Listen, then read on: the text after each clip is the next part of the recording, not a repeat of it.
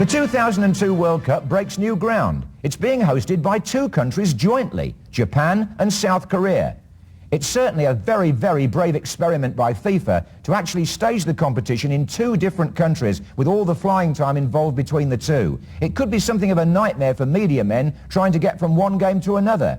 Having said that, Japan has already staged the Olympic Games and so has Korea, so they both know what they're doing. I think they'll be excellent hosts, and I hope the organisation works smoothly. One thing's for sure, it's still the World Cup, and we'll all be going full of hope and optimism. When you look back over the World Cup and all the great matches that have been played, you like to think there have been some really sporting moments as well as some very tense ones. I always think about that match in 1970 in Mexico. In fact, it was in Guadalajara where England played Brazil. It was a really tight game between the two nations who many people thought were the best in the world at that time. Brazil won narrowly. In fact, it was 1-0, scored by Jairzinho. But the performance of England's Bobby Moore that day, as captain and chief defender, was quite outstanding. Matched only, of course, by the display of his great adversary Pelé of Brazil. And at the end of the match, when the referee blew for time, there was a wonderful sporting moment between the two, because they exchanged shirts on the pitch long before that custom became so commonplace. So the most sporting moment for me of the whole World Cups down the years was the moment when Bobby Moore and Pelé showed mutual appreciation for two great performances.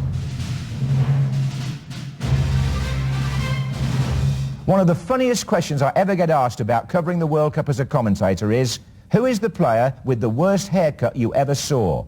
And believe it or not, I can answer it, and you'll all know him. The Colombian Valderrama. Do you remember the big ginger locks and the curly hair and the dreadlocks and all the rest of it? I don't know how to describe it really, it was that bad, but you'll know what I mean. Yes, for me he was a great player and a great character, but Valderrama of Colombia gets my vote as the player with the worst haircut in World Cup history.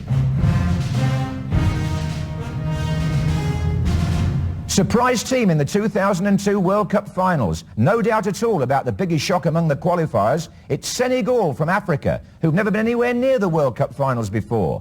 They booked their place very early in the qualifying competition, along with 4 other African nations, some of them a lot better known, like Cameroon, who've been there before. But surprise finalists indeed. Who would have thought that Senegal would be in the World Cup in Japan in 2002? Who do I think will win the World Cup in 2002? Well, my favourites at this range are Argentina, who've had a fantastic qualifying competition and have now got great players operating all over the world.